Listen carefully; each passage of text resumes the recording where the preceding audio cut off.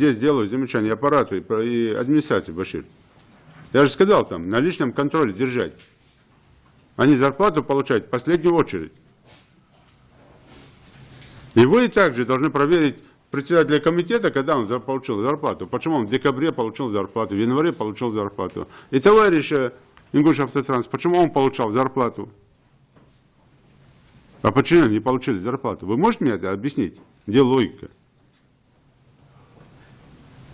Если можете мне это объяснить?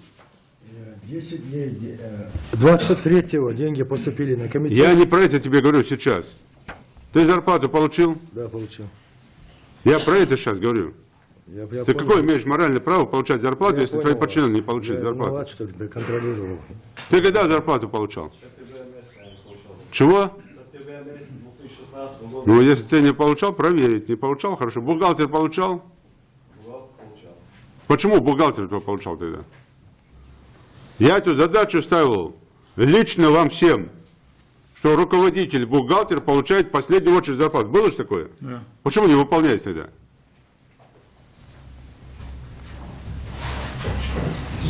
Конечно, вы не беспокойтесь ни о чем. У вас все есть, все нормально.